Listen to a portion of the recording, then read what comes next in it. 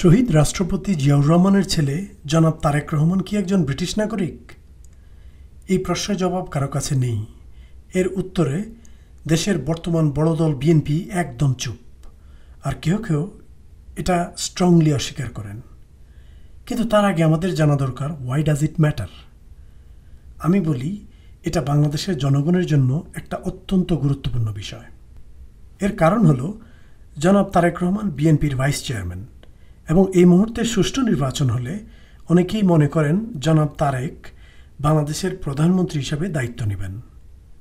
সেজন্যই জনাব তারেক ব্রিটিশ নাগরিক কিনা এটা অত্যন্ত প্রাসঙ্গিক আলোচনা। আমার অনুসন্ধান নির্ভর উত্তর হলো হ্যাঁ, তারেক রহমান একজন ব্রিটিশ নাগরিক। এর সাপোর্টে তথ্য প্রমাণাদি ভিডিওর বাকি অংশে আমি আপনার মন্তব্যের জন্য পেশ করলাম। তার আগে একটু বলে নেই যে আমরা বাংলাদেশি হিসাবে খুবই হতভাগা যে বাংলাদেশের নিরাপত্তা প্রদানের দায়িত্ব আজ একজন আমেরিকান নাগরিকের হাতে, যেটা পৃথিবীর কোনো দেশে নেই। না থাকার কারণ খুবই সহজ, কনফ্লিক্ট অফ ইন্টারেস্ট। এই টার্মটা সম্বন্ধে ভালো না জানলে দয়া করে একটু নিজ দায়িত্বে পড়াশোনা করে নিয়েন। চলুন ফিরা যাক জনাব তারেক রহমান প্রসঙ্গে। 2008 সালের সেপ্টেম্বরের 11 তারিখ সন্ধ্যা 7টায় তারেক রহমান চিকিৎসার উদ্দেশ্যে লন্ডন যাত্রা করেন। তার আগের কাহিনী এই ভিডিওতে বলবো না, তাহলে ভিডিওটা লম্বা হয়ে যাবে।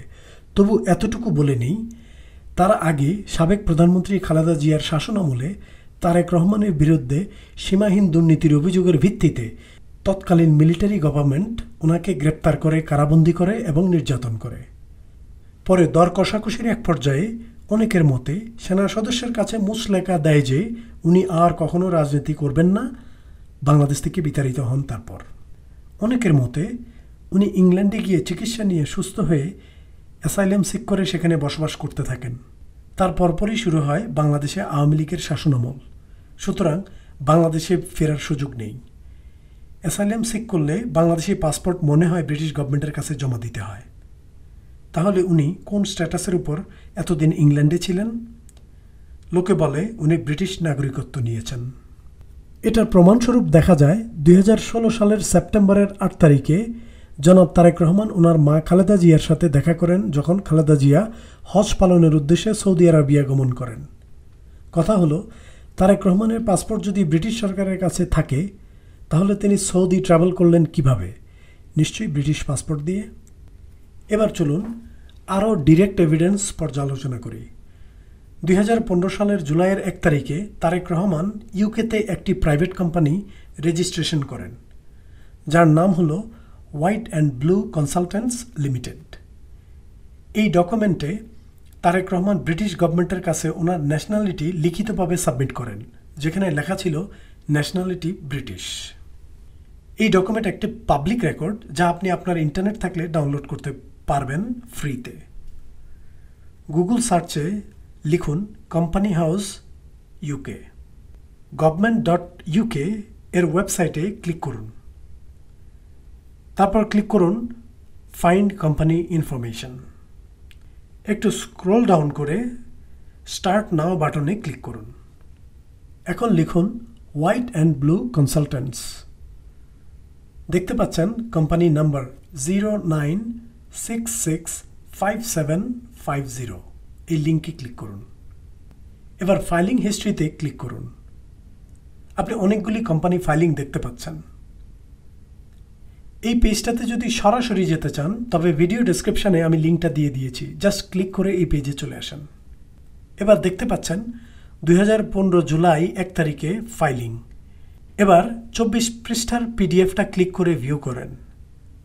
দেখতে পাচ্ছেন কোম্পানি নাম্বার 9665750 এবং company name white and blue consultants limited. Scroll down করে সেকেন্ড পেজে যান। কি দেখছেন? Mister Tarek Rahman, occupation director, nationality British, date of birth 67। এবার যুক্তিতর্কের পালা। আপনি বলবেন, এটা তো আমাদের সেই জনাব তারেক রহমান নন। তাহলে একটু স্ক্রল করে পেজ 4-এ যান।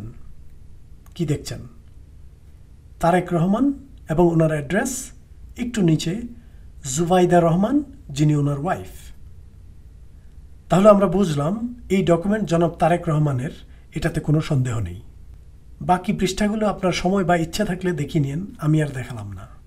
এখন বলবেন তো কি হয়েছে, তারেক রহমান তারপরও বাংলাদেশের প্রধানমন্ত্রী হতে পারবেন? এটার উত্তর ইয়েস অ্যান্ড নো।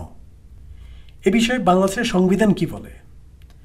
বাংলাদেশের প্রধানমন্ত্রী হবার প্রিরিকুইজিট হলো সংসদ সদস্য পদ।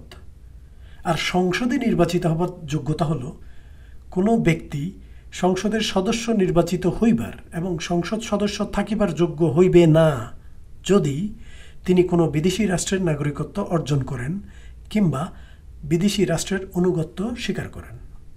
তাহলে কি তারেক রহমান ডিসকোয়ালিফাইড পিএম হওয়ার জন্য? না, একটা উপায় আছে।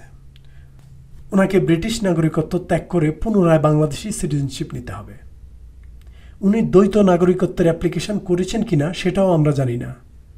মুদ্রা কথা হলো ব্রিটিশ নাগরিকত্ব যে কোনো মূল্যে ছাড়তে হবে। উনি কি এখন সেটা করেছেন? আমার গবেষণা বলে না, করেননি। দ্বৈত নাগরিকত্ব নিয়েছেন?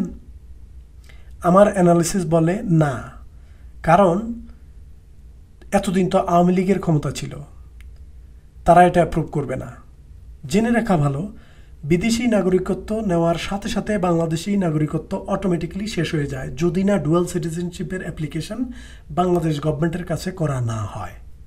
বাই দ্য ওয়ে, আমি লয়ের ছাত্র না, সংবিধান বিশেষজ্ঞ না, সুতরাং আমার ভুল হলে নিচে কমেন্টে কারেক্ট করে দিয়েন।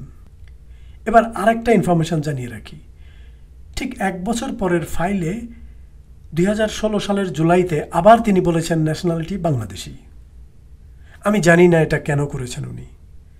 তর্কের খাতিরে বলি, যদি তিনি ব্রিটিশ নাগরিকত্ব না নিয়ে থাকেন তাহলে কোম্পানি ইনকর্পোরেশনের ডকুমেন্টে মিথ্যাচার করেছেন? আমি বলবো যেটার সম্ভাবনা খুবই কম, কারণ ফর্মটা যখন ইংল্যান্ড গভর্নমেন্টের কাছে সাবমিট করেছেন তখন ন্যাশনালিটি জাস্টিফাই করার জন্য নিশ্চয়ই সাপোর্টিং ডকুমেন্ট সাবমিট করেছেন। যদি উনি মিথ্যার আশ্রয় নিয়েছেন বলে ধরে নেই, তবে ইনভেস্টিগেশন ট্রিগার হবে। প্রমাণিত হলে তার শাস্তি জরিমানা, ডাইরেক্টর পদ থেকে অব্যাহতি, এমনকি বাংলাদেশে ডিপোর্টও হতে পারতেন। আপনার কি মনে হয় উনি মিথ্যা বলার মতো এত রিস্ক নেবেন 2015 সালে, যখন ডিপোর্ট হলে বাংলাদেশে আওয়ামী লীগের কাছে গিয়ে পড়বেন? এত পাগল বা নির্বোধ উনিও না, আমরাও না। এবার নিশ্চয়ই বুঝলেন জনাব তারেক রহমান কেন দেশে আসে না, ডক্টর ইউনূসের সাথে রুদ্ধদ্বার বৈঠকে কী পরামর্শ করেছিলেন। আপনার মাথায় যদি কোনো নিউরন সেল থাকে তাহলে বুঝবেন ওনাদের আলোচনায় বাংলাদেশ সিটিজেনশিপ ফিরে পাওয়া এবং পাসপোর্ট ইস্যু নিয়েও কথা হয়েছে। আর এটাই ডক্টর ইউনূসের তুরুপের তাস, যার দ্বারা পুরো বিএনপির মুখ আপাতত বন্ধ। আর বাংলাদেশি হিসাবে আমরা এতই দুর্ভাগা জাতি, আমাদেরকে সব সময় পলিটিক্যাল নেতারা অন্ধকারেই রাখে। কিন্তু আমরা এগুলি জানার ডিজার্ভ করি, কারণ যে আমাদের ভবিষ্যৎ প্রধানমন্ত্রী হবার সম্ভাবনা, তার নাগরিকত্বের স্ট্যাটাস জানা প্রত্যেকটা বাংলাদেশি নাগরিকের অধিকার। যাক, পরের আলোচনায় এই বিষয়ে আরও বিস্তারিত বলবো। এখন এ পর্যন্ত। ধন্যবাদ ধৈর্য ধরে এতক্ষণ শোনার জন্য।